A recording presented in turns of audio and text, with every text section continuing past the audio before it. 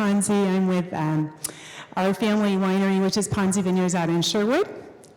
I'm Levi Martinez with Orox Leather, and we're out here in downtown Portland, and we manufacture leather goods right in our shop, right there in downtown.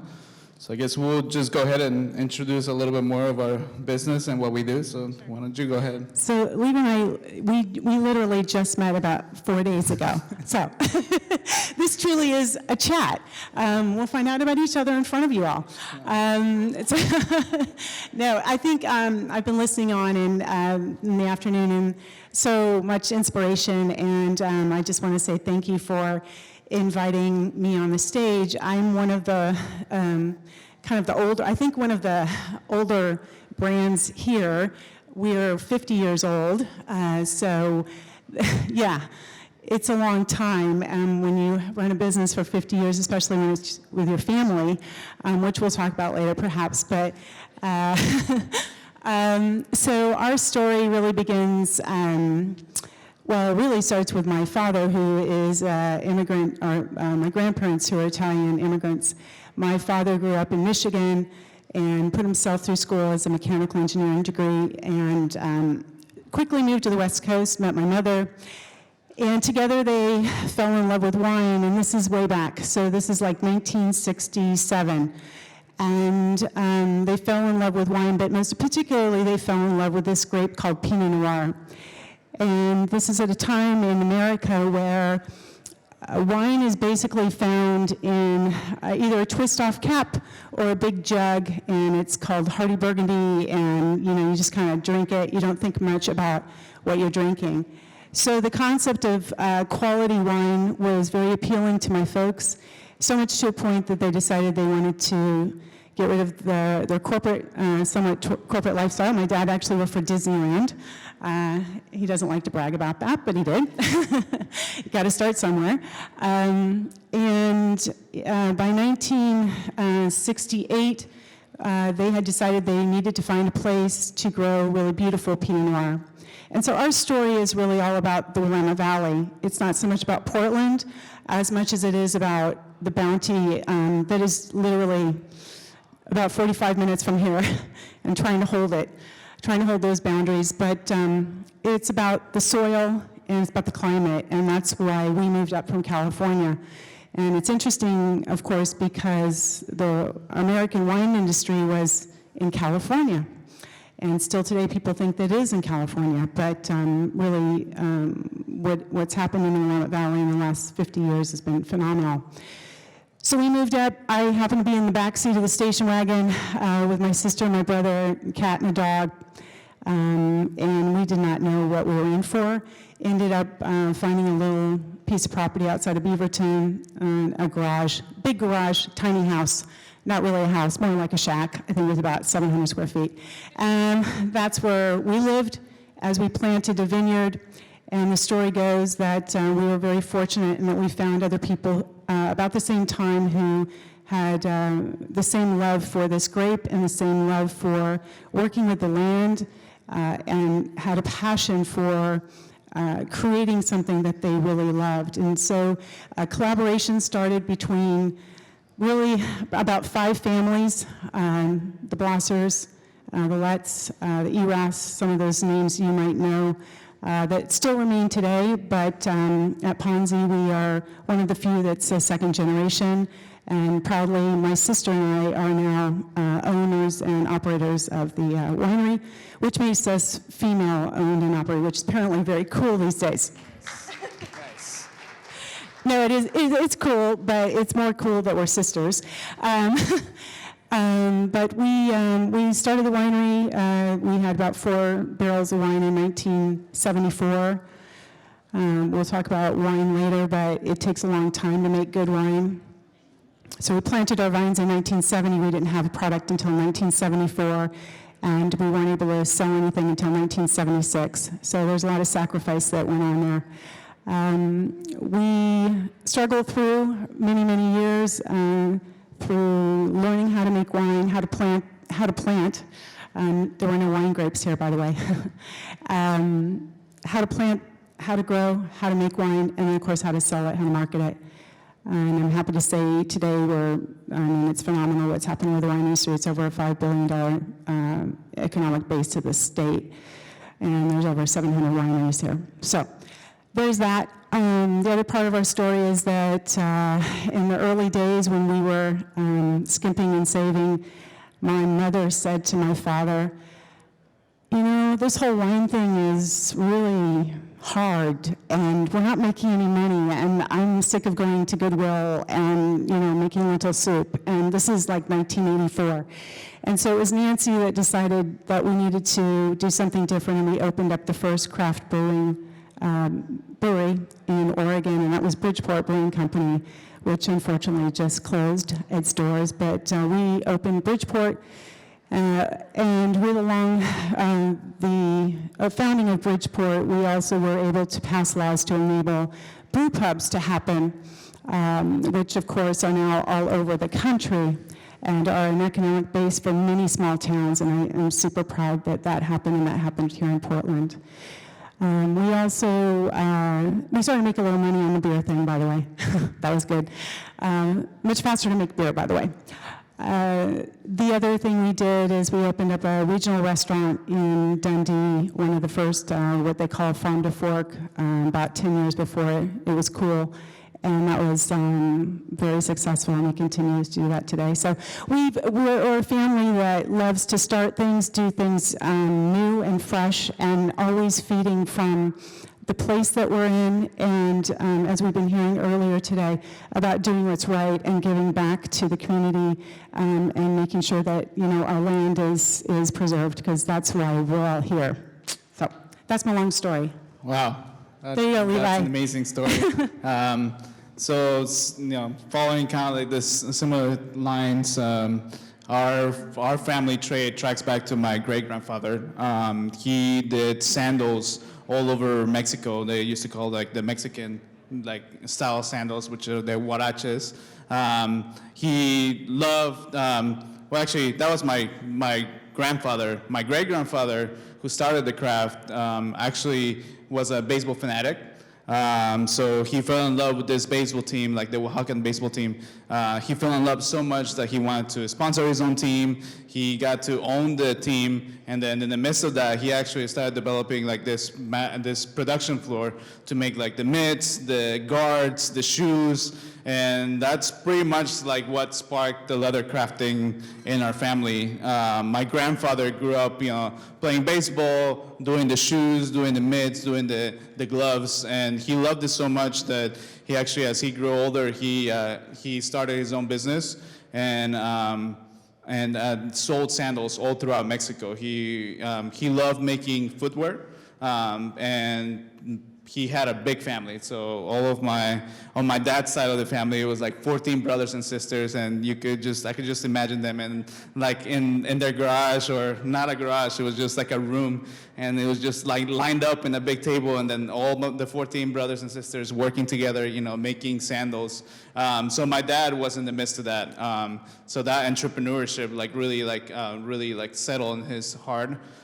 He learned the craft. He learned actually to hand tool murals and leather, like this awesome like landscapes in leather. So he traveled all over Mexico selling huaraches and the murals. And then, you know, at one point he got in touch with a Japanese group of men that came in, and they wanted to actually draft a few crafters in Mexico and take them to Japan.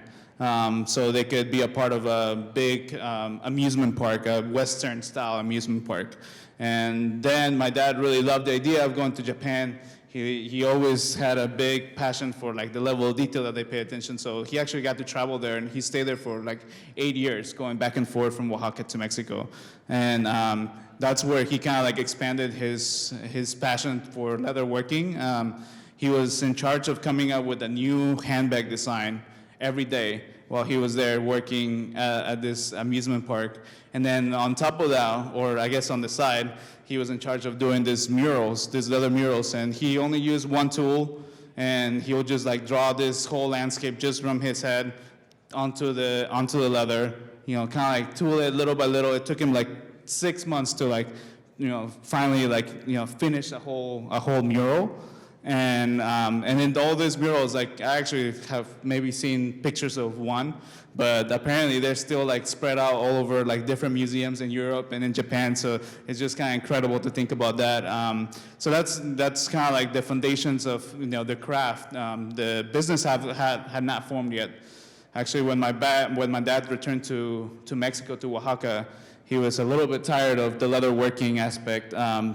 So he opened up a restaurant, a Japanese and Chinese restaurant in Oaxaca City, the first ever Japanese restaurant. People were not, looking into eating fish raw or, having all this different food, but yet, having his heart for entrepreneurship, he actually became the restaurant Kyoto became one of like the top restaurants in Oaxaca City. We had the mayor, we had all these big figures coming to our restaurant because of the food, the quality, for the customer service. So that's kind of like all these things, like kind of like how it built our, my brother, all of our family. So that kind of the entrepreneurship was really strong. And then my older brother, Martin, who's not here right now, he's our general manager. He went to PSU because through the restaurant, we met someone that invited him to come to PSU. He fell in love with Portland. He fell in love with the city. He fell in love with the people. It was such close, even though we were so far away from Oaxaca, it was such a close connection to like the type of community that we had there. And then he fell in love mostly with like, the passion that all Portlandians have for like locally sourced, handmade, made here in Portland. Kind of like farm to table style. And at some point in his business degree, towards the end, he was asked to come up with a business plan that he wouldn't let go of. So he really took that into heart. He talked to my dad, multiple times over the phone, came up with like these different business plans, and he was really big on bringing back the family craft. And my dad really loved it. He was at a place where he wanted to talk more about it. So, long story short, like, they came up with the name Orox. They came up with the idea of coming up with leather goods made here in Portland, sandals especially, leather sandals. And that's how we started, actually. We did little keychains in our garage. Actually, before the garage, we did them in an apartment. While Martin was still finishing school, we did sandals, and we sold them at the Saturday market. So before, our booth was just like sandals, walls of sandals all around, and there still are some of the most awesome sandals. They're completely adjustable, and they were built to last pretty much a lifetime. We didn't want people to have to come by and buy the same pair of sandals. And so we did that for maybe like 2 years. We had like all the sandals. And of course, we were here in Portland where summer lasts like maybe like 2 months. And sandal season is over. So we quickly started, adding more products, little keychains, little wallets here and there. And this is all while I was in high school. This is, I was going to school, and then, on my weekends, I was going to the Saturday market to help sell the products. And so, being in the cold, through the winter and stuff like that, definitely not my best times. But I was still like pretty much growing up into the business, and little by little, so we've been in business for 10 years now, since we started at the Portland Saturday Market. And about 7 years ago, we we decided to launch a retail shop, open up a production floor. By then we had gathered like all this luxury bags, briefcases, handbags that we had at a market. So we decided it was time to open up our own space and have a little bit of room for our customers to come in, and they actually experience the brand a little bit more, take their time, take their coats off, and actually touch the product. So we launched, about 7 years ago, we launched our retail shop, our production.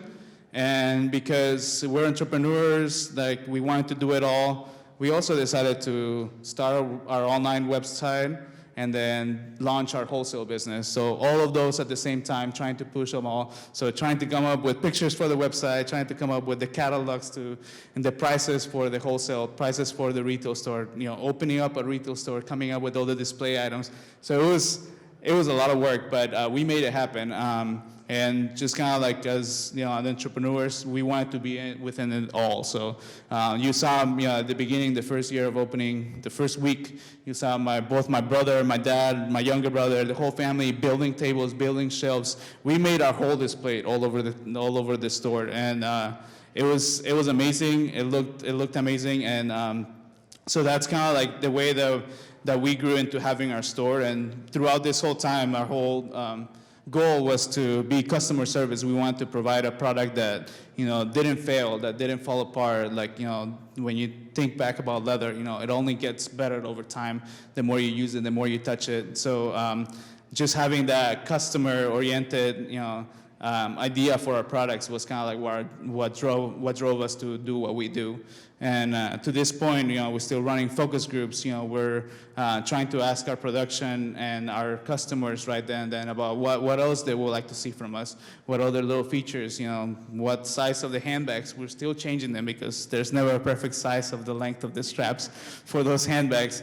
And then that's one of the reasons why we want to have our production floor right next to our retail shop. So when you come into our shop, you see our, all of our retail, all of our handbags, our showroom, and then over to the side, we used to have just a bar that divided the production floor. So you see us, my dad, my mom, my older brother, they're working, making goods. So, and all of us, actually, the whole family now, to this point, it's a part of the business. So my dad is the founder. He's the one that taught us all. He's the one that keeps teaching us. He's our designer. My older brother, Martin, he's the general manager, and he's kind of like the visionary and sets off like the goals for us. I'm the middle brother of four, so I'm in charge of the production, and I'm also the sales director. And then my younger brother is the quality control and also our shop engineers. He'll make all of our shelvings, re-engineer some of our product. And then my mom actually works there too, so I'm her manager now. So we'll get to talk about the family aspect about that too. But my mom works there, and she's actually our head stitcher. So it's just we started all as a family. Now we've gained more employees, so now we're a group of 10, and it's a close, very tight team. We all still feel like family. We call each other brothers and sisters, and we try to share that with our customers too. So, as soon as someone buys something, they're a part of the family and they're a part of our story. And it started out similarly with us too. So my father made the wines for the first probably 20 years, and then passed that to my sister. So Luisa is our winemaker, and she's been doing that for over almost 30 years now. And then my mother was the marketing public relations gal, and so then I kind of modeled after her and she passed it to me. So it's been sort of easy that way to the generations have just kind of continued on. I think and now it's great because it's just me and Lisa, so it's a lot easier to make decisions. Although we do occasionally invite the folks in, they're still around. So if there's a conflict between the two of us, we have to call in. But one thing we were talking about earlier, Levi, was the kind of the challenge of when you have a family tradition of a craft, and obviously leather making, and for us it's winemaking, and how you hold on to that. And of course, it was called earlier brand, and of course we're a family that's our brand, our family. But how you are forced as a business to sometimes move away from what it might be a tradition and the ways that you do the things that you do. I know for us, we have always farmed certified sustainably, so that means that we hand pick, we hand farm. We really have reduced equipment in our vineyards, but now we are seeing today, machine harvesters. We're seeing more people coming in with less attention to the care of the earth and protecting the earth, and our wines will be more expensive because of the farming that we implement, but we're on a global market stage now where I have to somehow convey that to people that that's somehow a better way of the way that we make our wines versus how someone else, is making their wines at half the price. And so it's I think over time, again, decades later, you kind of, if you're successful and you grow, you have to kind of change that in some ways, or you consider that? Have you come into that yet? I mean, totally. We deal that. I mean, to this point, we're still dealing with that. You know, we started as an artist, you know, type of product, and you know, artisanal goods, and it's, I mean, even though that is what we do, it wasn't really our vision. Like, we wanted to do, like, you know, come up with bags for everyone, and seeing, you know, all these other companies that they can do pretty much everything that we're doing, yet not to the quality that we're serving, but, you know, anywhere else, you know, and then have this, you know, cheaper price points that we can't really match. So our products will stand, you know, way up here on the price point, but yet when somebody walked into the store and saw them, it's like, well, I can get that same thing, you know, for, you know, $40, you know, it's $400 now, I can get that for $40. So trying to stay ahead of the curve and we did, at the beginning, we did the things without timing ourselves. You know, we took our time, we made it perfect, it looked gorgeous, yet we didn't know how much really, you know, money was spent on this item, and yet we were charging this amount of money, and yet it wasn't what the people wanted. So we could have been losing money on that product. So we've had to, like, you know, battle against. We want to continue making everything here. We want to help out the economy here in Portland. We want to, you know, hire people here, as opposed to, like, oh, we could have just designed something and made it in China or made it somewhere else. And it's definitely been a difficult decision to, like, you know, think over that stuff. But we wanna pay attention to our quality. And whenever we start, you know, getting outside of that and using machines or using other contractors, like, then you start losing that quality. You start losing control of those things that you want to actually, you know, give to our customers. So yeah, we're still dealing with that. We're still trying to figure out ways to make things easier. One of the things that we've actually implemented in our shop is lean manufacturing. So we've tried to actually minimize the amounts that we do, just about like what we need to sell for that certain amount of period, and then, you know, try to standardize our processes so we can actually get the product done on time, you know, and then charge right. Yet our prices, you know, we're still battling, like, you know, sometimes our prices is, you know, it's, you know, a certain amount, and then we take a look at the competition and it should be way down here. So we've had to make those adjustments too. Yeah, one thing that we've realized, and again, we've grown, so from the 4 barrels, about 200 cases, we're producing about 50,000 cases now, so it's quite significantly different. What we found to kind of work with that is diversify our products. So there are certain wines that we know we can make in a higher volume with a lower cost of goods. So we've kind of exploited those in a way, just to continue to grow the brand, because that's something that we have to do is continue to introduce the next drinkers to our wines.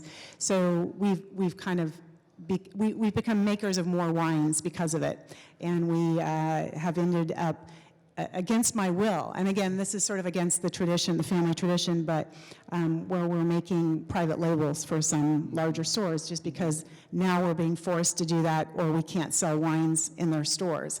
Yeah. So it's kind of where we originally could direct what we were producing and what we wanted to sell is now coming back to us, and we have to respond to that market demand. Yeah. So there's an interesting play that is in the market right now. It's very different. I mean, that opens up to, like, the market really understanding, you know, kind of like what we do and what stands us out from others, you know, like, you know, the way that we do it, the way that we pay attention to, like, the little details that we know that, you know, this product is not going to fail you, that this product tastes really good. Our consumer doesn't really understand that yet.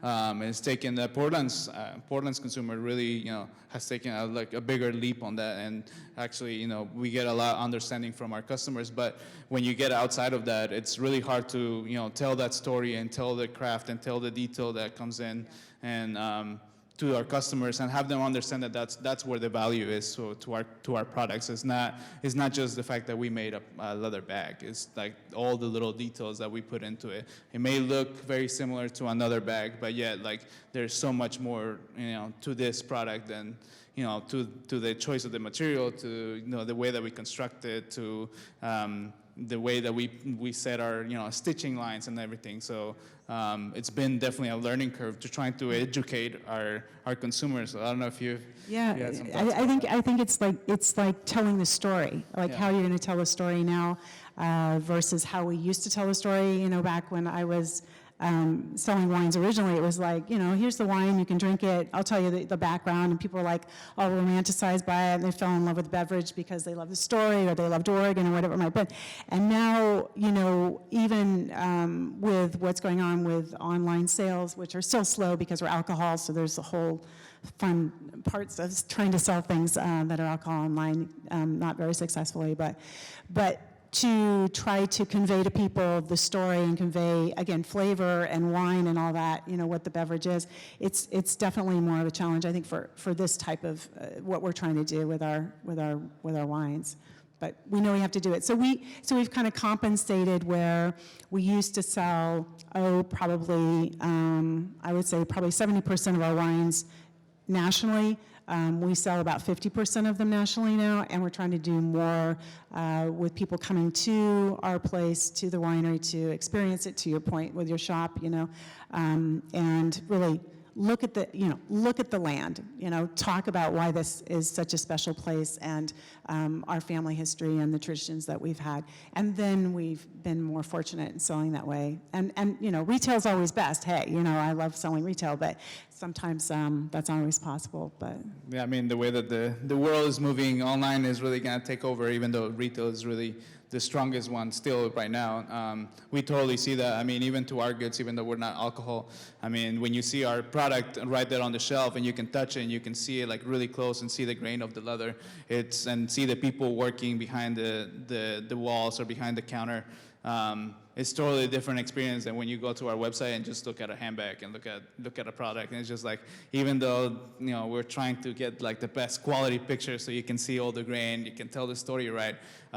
It's so hard for somebody to actually go through that and read that and understand that and see it, so they can actually smell the leather through the website and see the family through the website. So it's definitely been so super challenging for us. Like to this point, like our retail is like the strongest, and people come in completely relate to us. They may run into me or they may run into my dad, and they get a whole totally different experience. And then as you go down the line, you get a slightly different experience. To the newest person that it's there right now, maybe you got great experience, okay experience, but we try to keep that alive. So we try to train all our people so they know the story. They are part of the family. So even we have 2 new employees, but they already feel like they've known us for a long time. So yeah, definitely telling the story and getting good about sharing it to everyone. Yeah, I was just, it makes me think of, I was just we're at harvest right now, by the way, so we're harvesting over there. I just got cleaned up for today, but in the vineyard, it's been really great too, because our generations have shifted in the vineyard too, so we've had the same workers now in our vineyards for 20 years, and now the sons and the nephews are all coming back to work for us, so it's the same thing, it's all family, so it's kind of a fun way to run a business.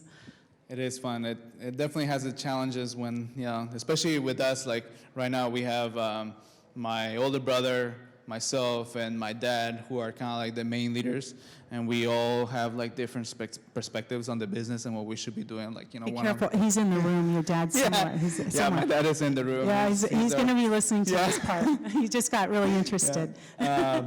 But yeah, like just managing, trying to get like that one common result and one common goal that we got to put through. It's just been super interesting, and then also trying to balance the vision for the business and also wanting to do everything. So I want to make sure that the quality is there, that my salesperson is saying the right thing, that that the production is doing it right, and that the online looks great. So you start getting into like the nitty-gritty detail of every single aspect of the business, and then all of a sudden you find yourself like completely smarter on like all this to-dos that you have to get done, and forgetting about like the big vision, like where you guys want to go. So it's been, yeah. That's for sure. I mean, I work with my sister who's incredibly talented and super creative, and she always wants to make another wine, a different wine, and plant another grape. And we have Nebbiolo that I didn't even know that she planted. She did that when I was in Florida on a business trip. I was conveniently gone for too long. And I came back and I go, hey, about that half acre down there, what's going on? And she goes, I just thought we should try Nebbiolo. And I'm like, right, did we talk about that? We talked about that. But the way she always just, it's just a couple hundred cases. It's no big deal, Maria. So now I have a couple hundred cases of lots of wine. So, but it's all easy, it's all good. So I'm always trying to control her enthusiasm because I'm the one who gets to make sure that we stay in business. I don't get, the winemakers, the creators always hailed as the most important, but it's actually, as I've learned over time, it's the people like us who are watching the bank accounts and making sure that we're actually paying bills. Those people are really important. That's all I can say. Because otherwise these creative people just take you down these crazy paths and you fall in love with their ideas, but then you have a lot of wine you guys sell. But yeah. That sounds like a regular Tuesday meeting. Yeah, there you go. Discussion points, so I saw there was a new product on the shelf. It's when did we talk about it? It's that would be me. That would be me trying to push the product in. But my dad is really the one that actually just come up with anything out of the blue. He'll be in the middle of a project and then just take a little side note. An hour comes by, he has this really cool new product and is showing it off to everyone. Everyone's like, oh, I love it.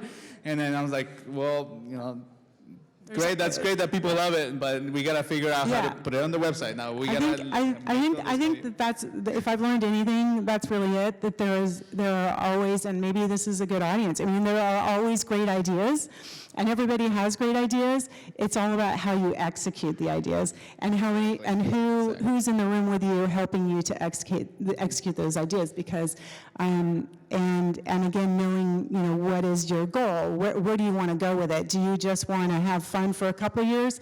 Do you want to just provide enough income for a small family, or do you want to do what our family did, was to really shine a spotlight in this region and make it bigger than yourself? And so that really plays into how you strategize and how you think about your business, and that makes all the difference. You got to know where you're going and what you're trying to do at the beginning. Exactly, yeah. From the beginning, you got to know, kind of what's the path that you want to take, and everyone be on board. So you can actually use those skills from everyone and actually just kind of make a big target for everyone. So everyone just completely cohesive, making every choice. And then that way, we found what we've done, everyone their part, and you kind of step away from trying to micromanage every single little aspect, that you can actually have a really successful product when you listen to your customers, when you listen to your team, when you've listened, kind of to what you want to do and what the vision of the product, and all those little stars align, then the product comes out really great. Yeah. Well, I've been told that we're out of time, although I think we got cut on our time, but that's okay. Does anybody have any questions for either of us? Family business? No, you're done. Okay, we're really redlining. Okay. Thank you so much, everybody. Thanks for having us.